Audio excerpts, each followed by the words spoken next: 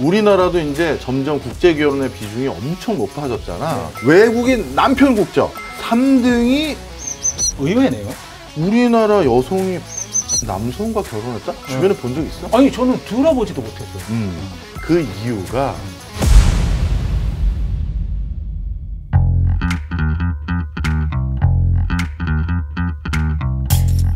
제가 오늘 주제를 이혼으로 정하면서 약간 걱정을 했는데 잘 정했네요. 잘 정했어? 경제랑 굉장히 관련이 굉장히 관계가 커. 굉장히 관계가 커.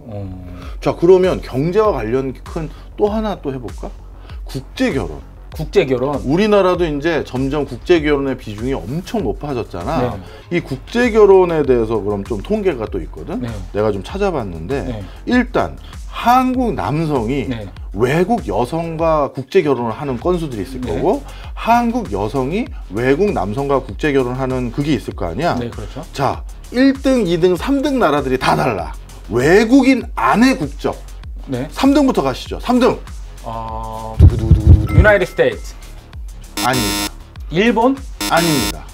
3등 어려우니까 말씀드릴게요. 네. 태국입니다. 3등 태국. 16.1%. 그 다음에 2등. 미국. 아닙니다. 일본. 아닙니다. 중국. 중국입니다. 중국. 19.19%예요. 네. 그 다음에 1등. 베트남. 베트남. 27.6%. 나올 줄 알았어요. 베트남. 거의 3명 중에 1명은 베트남 댁이지. 네, 베트남 댁. 자, 그래서 외국인 아내 국적은 1등이 베트남이고 이번엔 외국인 남편 국적. 자, 3등. 미국. 아닙니다. 중국? 아닙니다. 다 아니래요. 3등이 베트남이에요. 3등이 베트남. 의외네요. 3등 의외지. 3등이 베트남. 의외네요. 3등이 베트남 12.6%고 2등. 2등 중국. 중국 16.1%. 그 다음에 1등. 미국? 유나이티드 스테이트.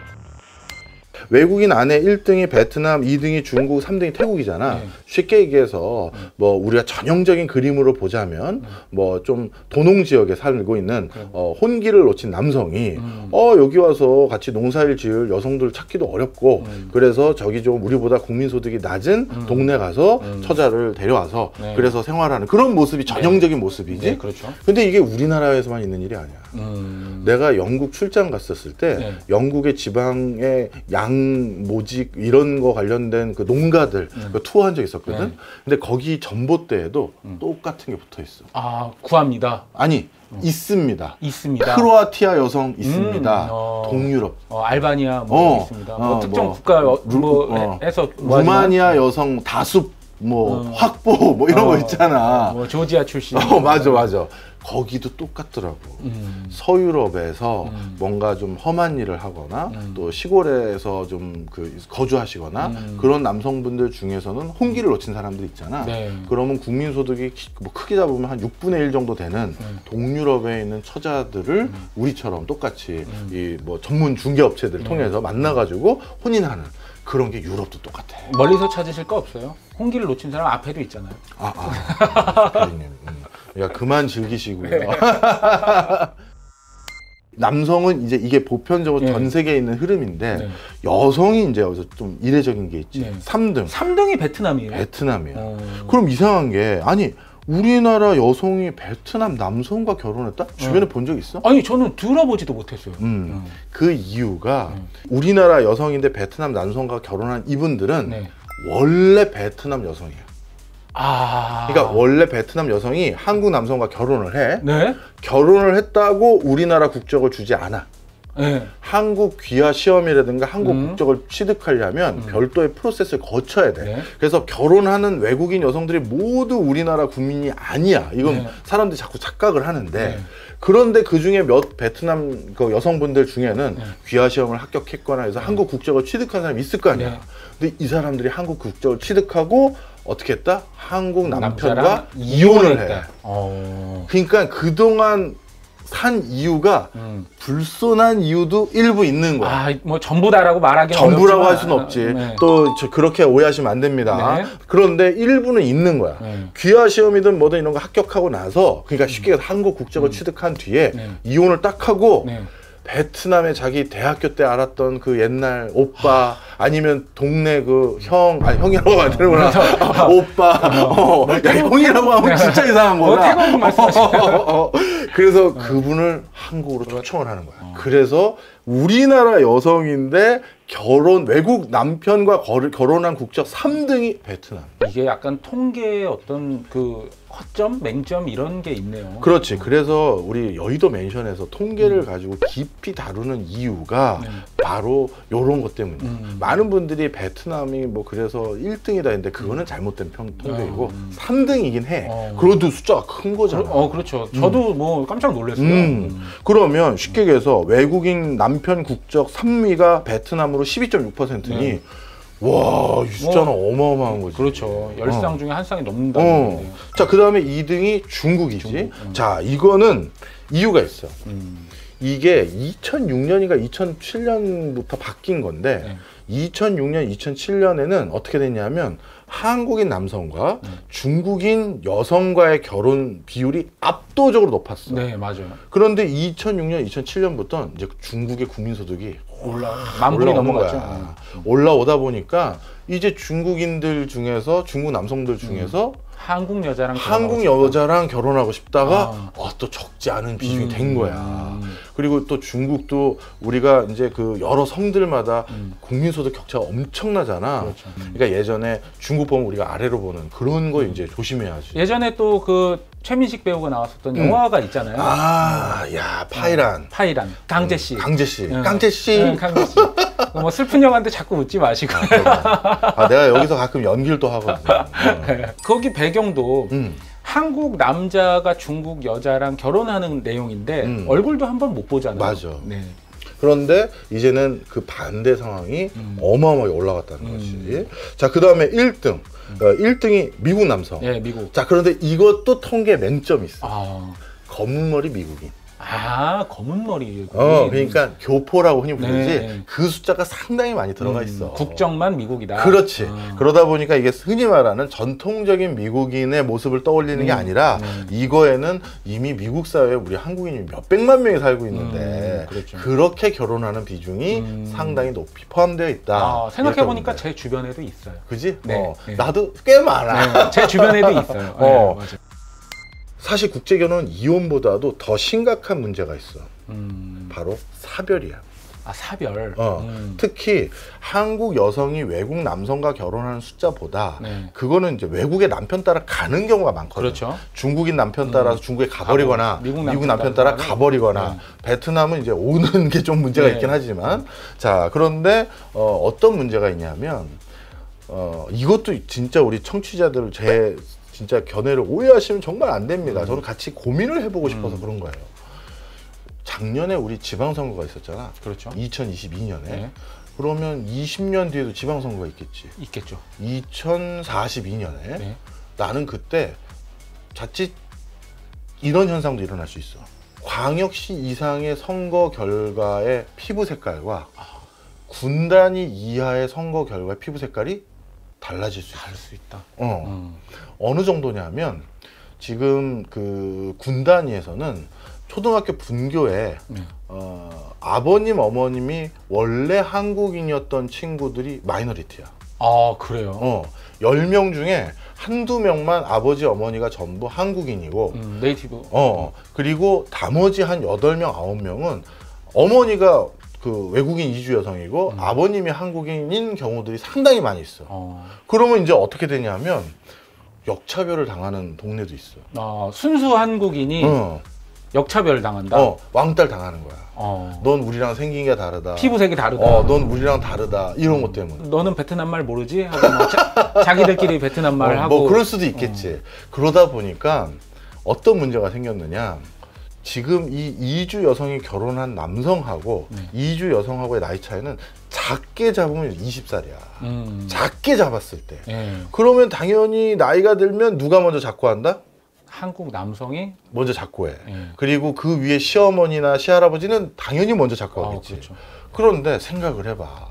저기 2억 만리에서 19살에 18살에 뭐 21살, 22살에 그 꽃다운 나이에 한국에 시집 왔어.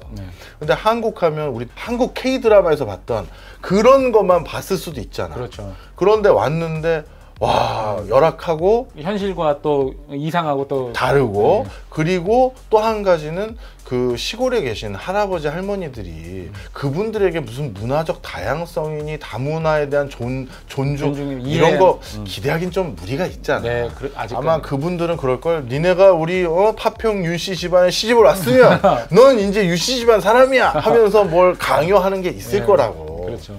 그러다 보니까 다문화 여성들 중에서 한국에서의 생활을 100% 행복하다고 느끼는 사람이 많지 않아. 많지 않아. 그리고 또 한 가지, 이거는 양쪽 얘기를 다 들어봐야 되지만 뭐 조심스럽긴 하지만 다문화 여성들 중에선 올 때 약속을 하고 온 사람들이 있어. 우리 캄보디아 부모님에게 한 달에 20만 원씩 보내주십시오. 그런데 그걸 어긴 집안이 너무 많은 거야. 그러면 그건 평생 응어리가 돼. 그렇지 않겠어? 그렇죠. 그런데 남편하고 시어머니, 시아버지가 먼저 자꾸 한다. 그러면 그 다문화 가정의 애들은 당연히 누구의 말을 더 많이 듣겠어? 엄마의 말을 많이 듣지. 그리고 애들은 한국에서 한국 남성의 자녀들이니까 한국인이거든. 그렇죠. 그러면 생각을 해봐. 걔네들이 이제 중고등학교 졸업하고 유권자가 돼. 투표권을 갖게 되고. 투표권을 갖게 되지. 그럼 투표권을 행사하겠지.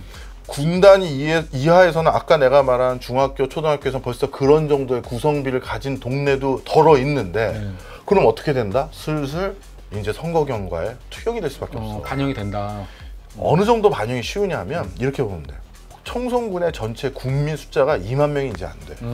그럼 그 2만 명이 안 되는 군수 자리, 그걸 내가 투표로 당선이 돼야 되잖아. 그런데 우리 지자체 선거는 선거율이 50%좀 넘잖아. 투표율?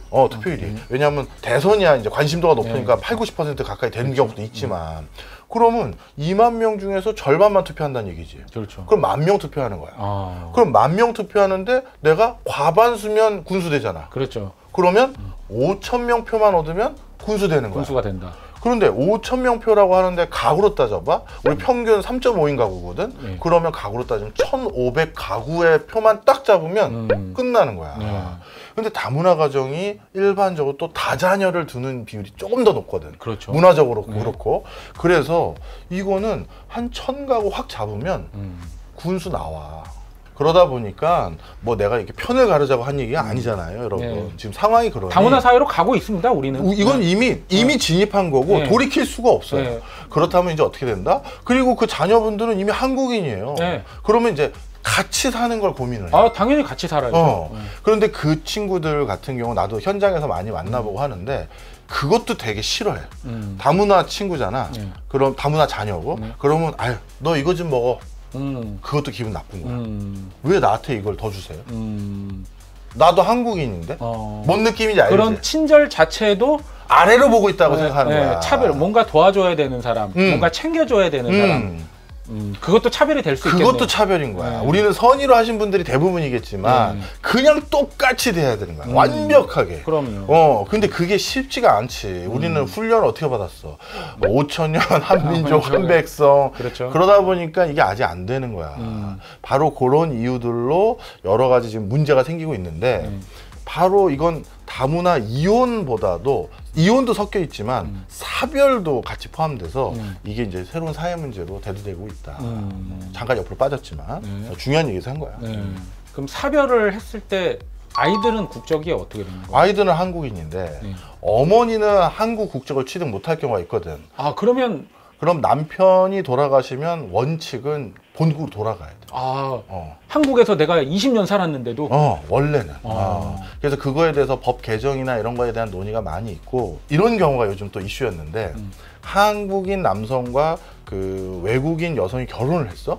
그러면 그 외국인 여성의 일가족들이 한국에 같이 와서 살고 싶어 해요. 캄보디아 아버님, 어머니, 그러니까 장인어른, 장모님, 아니면 베트남 장인어른, 장모님 같이 오고 싶어 하는 거야. 왜? 한국에 와서 뭔가 일을 구하면 훨씬 더 돈을 많이 벌잖아. 그래서 외국인 이주 여성 가족들에 대한 한국의 취업 이걸 어떻게까지 허용해야 되느냐 그 이슈가 굉장히 이슈였었어. 네. 그런데 코로나 때 이걸 잠정적으로 약간 완화해줬어. 왜냐면 코로나 때 농번기 때 지방에 그 일손 부족하잖아. 일손은 뭐 언제나 부족했으니까. 근데 그때는 코로나 때문에 외국인 노동자들 많이 못 들어왔잖아. 나가기도 했고. 그러니 방법은 이주 여성의 가족들 좀 활용할 수 있게 해달라. 이래서 그때 좀 풀린 게 있는데 그때 상당히 효과가 좋았다라고 얘기하는 사람들이 많아. 그래서 지금은 이제 그걸 아예 그냥 일반적으로 좀 해보려는 그런 움직임도 많이 있어. 지금 이혼에 대해서 얘기를 하고 있잖아요. 이혼이라는 건 없어지진 않겠죠? 더 높아질 가능성이 많아. 그런데 이 이혼도 돈이 있어야 또 이혼을 하는 것도 있어. 그러면 소득에 따라서 이혼율이 다른가요? 달라. 일반적으로 이혼율이 소득에 따라서 다른데 어디가 이혼율이 제일 높으냐 하면 100억 이상 되는 집안에서도 이혼율이 높아. 아, 그래요? 예를 들어서 남편이 100억 이상의 자산가야. 남편이 조금만 마음에 안 들어도 이혼하면 50억 떨어지게 되는 거야. 아니, 이거 좀 위험한 발언입니다, 여러분. 그래서 참고 사는 게 아니라 안 맞아. 이럴 수가 있지. 있지. 그래서 소득이 상당 부분 높다라고 제가 부르는 최상위계층도 이혼율이 상당히 높고 그냥 일반적으로 근로소득자들 봤을 때 월 소득이 1,000만 원이 넘어가는 수준까지 쭉 올라가면 이혼율은 점점 낮아지지. 아무래도 좀 싸울 일이 덜하죠. 남편이 1,000만 원씩 벌어와. 아유, 사랑스럽고 이쁘고 아침밥도 달라지고 아이고 우리 남편 이렇게 되는 거고 남편이 1,000만 원씩 벌어오다가 100만 원씩 벌어와. 죽어라 꺼져라. 아유, 이거 또 위험한 발언했네. 이렇게 되는 거지. 그 다음에 최하계층들 중에서는 원래 잘 살았다가 최하계층으로 떨어지면 이혼율이 높아. 근데 원래 좀 최하계층에 가까운 쪽은 이혼율이 낮지. 같이 생활을 안 하면 나 혼자 입추의 여지가 없는 거야. 방 한 칸을 못 구해. 그런데 어떻게 나가? 그러니까 그냥 같이 사는 거야. 이런 경우도 있어. 이거는 이혼을 하겠다고 마음 먹은 사람들에 대한 얘기지 뭐 다른 오해는 없으시기 바랍니다. 좀 참 통계를 가지고 얘기하면 오해들이 많아. 이혼이 좋다, 결혼이 나쁘다, 우리가 이런 얘기를 하려고 하는 건 아니죠. 전혀. 개인의 행복 추구는 뭐 헌법에서 보장된 권리니까 모두가 그냥 행복하게 살았으면 좋겠어요. 우리 조 PD님 뭐 아까 처음엔 성격 차이를 얘기하시더니 헌법 추구를 얘기하시고 뭐 이렇게 끝내시는 겁니까? 성격차가 있으면 당연히 헤어져야 되지만 맞습니다. 뭐 이혼이 뭐 옳고 그런 게 어디 있겠어. 개인의 선택이고 개인의 상황이겠지. 결혼도 이혼도 신중하게 너무 쉽게 생각하지 않고 맞아. 그렇게 하고 또 본인이 책임져야 될 건 또 본인이 책임져야 되잖아요. 참 이게 결혼을 한 번도 안 해본 우리 조 PD님 앞에서 이런 소리를 듣게 되니 참 이렇게 복잡하게 생각하니까 결혼을 못 하는 거예요, 제가. 알겠습니다. 우리 조 PD님 빨리 장가 가시고 줄여 보셔야 돼요. 알겠습니다. 네.